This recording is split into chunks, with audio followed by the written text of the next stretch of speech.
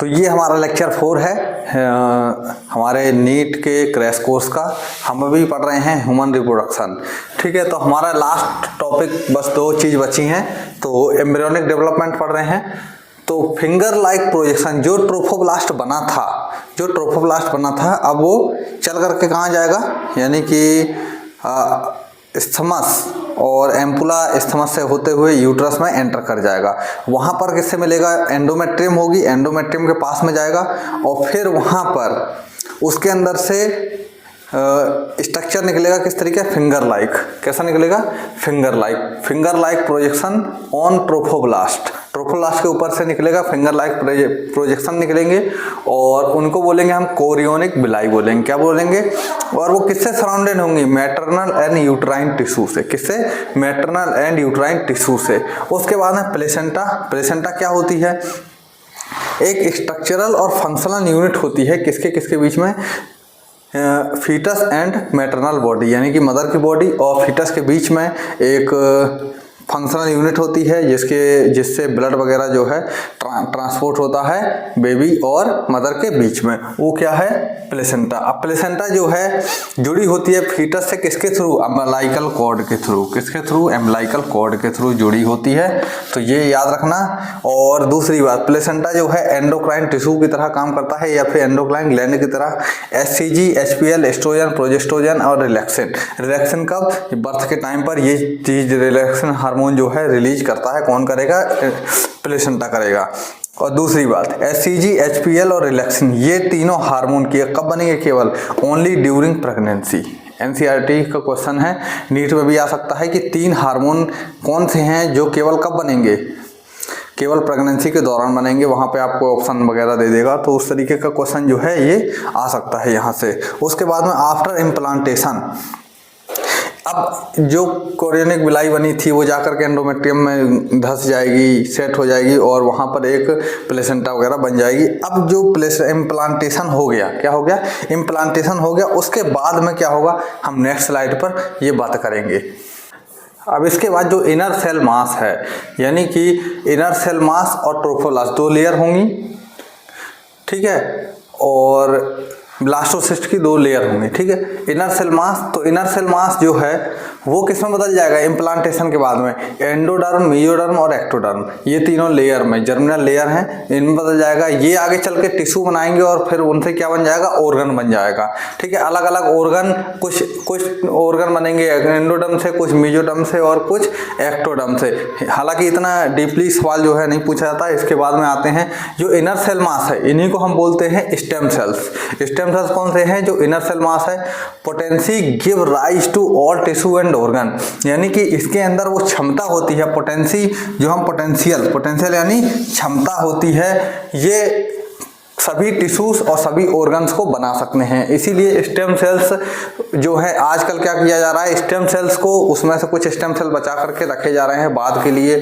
क्या होता है कि उसका बीमा वगैरह कुछ होता है इस तरीके का, ऐसा टेक्नोलॉजी के सहारे, कि बाद में कोई ऑर्गन वगैरह डिफेक्ट हो जाता है या फिर उसको हम बना नहीं पाते, क्रायो प्रिजर्वेशन के थ्रू उसको रख करके बाद में उस ऑर्गन को डेवलप कर लिया जाएगा। तो ऐसा सुनने में आता है, लेकिन अब कितना हकीकत है ये पता नहीं।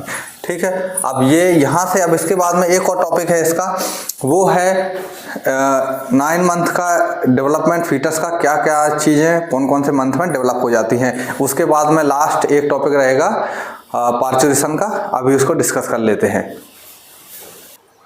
तो फर्स्ट मंथ में कौन से ऑर्गन बनेंगे, क्या क्या बनेगा।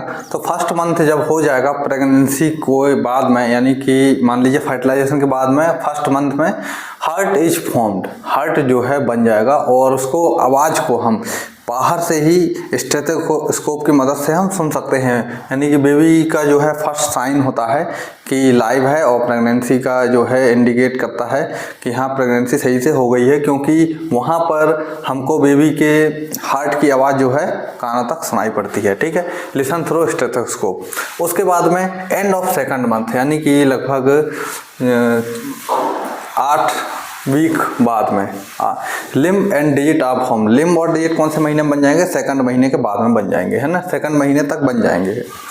उसके बाद में एंड ऑफ 12 वीक, यानी कि 3 महीने, फर्स्ट फर्स्ट ट्राइमेस्टर या फिर 12 वीक के बाद में most major organ system are formed. लगभग सभी जो ऑर्गन सिस्टम होते हैं बड़े बड़े वो सब बन जाएंगे।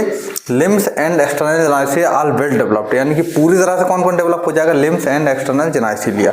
और अगर लिम्स के की बात करें, लिम्स और डिजिट की, तो ये सेकंड महीने में बन जाएंगे। ठीक है, अब आते हैं फर्स्ट मूवमेंट। जो फर्स्ट मूवमेंट होगा फीटस का वो कब अपियर होगा, वो होगा अपियर लगभग 5th मंथ में, और उस टाइम पर हेयर्स भी हेड पर आ जाएंगे बेबी के। ओके, फिर अब आते हैं 24 वीक्स बाद में क्या होगा, body covered with fine hair. Body जो है पूरी कवर हो जाएगी फाइन छोटे छोटे हेयर से, और आई लिड्स आर सेपरेट और आई लेसेस आर फॉर्म्ड। दोनों चीज़ें ये बन जाएंगी और सेपरेट भी हो जाएंगी। एंड ऑफ द 9 मंथ, यानी कि 9 मंथ के बाद में रेडी फॉर डिलीवरी के लिए बेबी रेडी है, पार्चुरेशन होगा। और इस पूरे 9 महीने के टाइम पीरियड को बोलते हैं जेस्टेशन पीरियड। क्या बोलते हैं, जेस्टेशन पीरियड बोलते हैं। 9 मंथ जेस्टेशन पीरियड, ठीक है, तो इसको बोलते हैं जेस्टेशन पीरियड। अभी हम फिर से एक बार और पढ़ेंगे इसको, और आपके एनसीईआरटी में केवल इतना ही चीज़ें दी हैं, इसको आप बढ़िया से याद कर लीजिए और क्वेश्चन को करिए, पूरे क्वेश्चन बन जाएंगे, कोई टेंशन नहीं आएगी। आज क्या है, थोड़ी सी लाइट नहीं है, इस वजह से थोड़ा सा अंधेरा है, तो थोड़ा सा आप लोग सपोर्ट करिए। इससे हम क्या है थोड़ी सी जो लाइट की जो है जुगाड़ कर लें। पार्चुरेशन एंड लैक्टेशन, देखिए 9 मंथ के जो पीरियड होता है उसको बोलते हैं जेस्टेशन पीरियड। और पार्चुरेशन क्या है, प्रोसेस है चाइल्ड बर्थ का। चाइल्ड यानी कि जो बेबी है, जो अब वो फुल्ली डेवलप हो गया है, अब वो बाहर आने के लिए जो है रेडी है, यूट्रस से बाहर आएगा, इसी प्रोसेस को हम बोलते हैं पार्चुरेशन।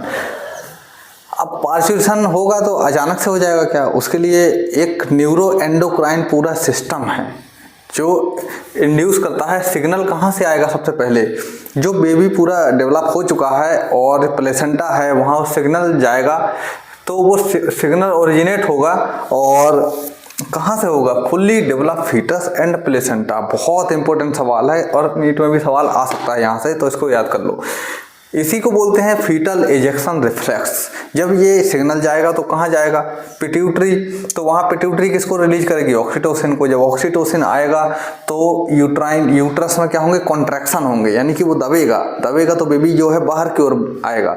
तो लेकिन कई बार क्या होता है कि इतना ज़्यादा ऑक्सीटोसिन नहीं रिलीज हो पाता है, तो उस वजह से ऑक्सीटोसिन की बाहर से बोतल भी चढ़ाई जाती हैं, ठीक है, क्योंकि उसको नॉर्मल डिलीवरी इंड्यूस कराने के लिए।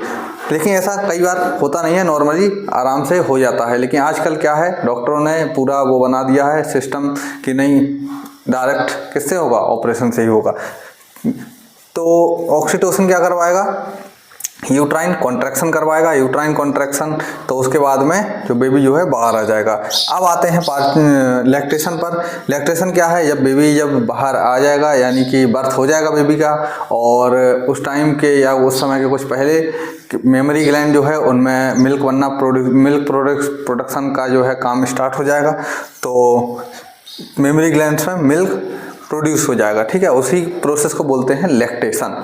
अब आते हैं, एक चीज़ और रह गई है, जो इनिशियल शुरुआत के कुछ दिनों का जो मिल्क होता है उसको बोलते हैं कोलेस्ट्रम, और ये थोड़ा सा येलोइश कलर का होता है। आपने ऐसे काऊ वगैरह जब जिसके घर में बच्चा देती है वहाँ पे आपने देखा होगा, शुरू में जो मिल्क निकलता है कैसा होता है, येलोइश कलर का होता है। तो उसमें कौन सी एंटीबॉडी जो है सबसे ज़्यादा होती है, IgA। कौन सी होती है, IgA, बहुत इंपॉर्टेंट, स्टार मार्क कर लो, IgA एंटीबॉडी होती है। और इसी के साथ में ये चैप्टर जो है हमारा कंप्लीट हो जाता है। और अब हम सेकंड चैप्टर कौन सा स्टार्ट करेंगे, शायद बायोटेक करेंगे, क्योंकि जो सवाल सबसे ज़्यादा पूछे जाते हैं वो बायोटेक से, और इसमें से अगर स्टार्ट करूँगा तो फिर sexual reproduction in flowering plant को जो है हम लोग डिस्कस करेंगे। और इसी के साथ में धीरे धीरे गाड़ी बढ़ती रहेगी, कोई इतना ज़्यादा बर्डन नहीं है, आराम से पढ़ो और क्वेश्चन जरूर करते रहो। इसके बाद में एक सीरीज आएगी, या फिर इसी वीडियो के या जो भी सीरीज है उसमें 4 वीडियो में हैं, 4 या 5 हैं, उसमें से सभी के नीचे लिंक मिल जाएगी आपको। इसके क्वेश्चन आंसर PYQ और 25 क्वेश्चन NTA की तरफ से एक ये और एक ये, कहीं मत जाओ, कुछ मत पढ़ो, ये कर लो बस, इतना कर लो बस, कहीं नहीं जाना है, कहीं नहीं पढ़ना है, इतना पढ़ लो और एनसीईआरटी की रीडिंग कर लो, एक और बढ़ा लो बस। ये 1 2 3 काम आपको सिंपली करने हैं और तीनों काम मैं जो है अपने लेक्चर में करा रहा हूँ। फिर देखते हैं रिजल्ट क्या आता है।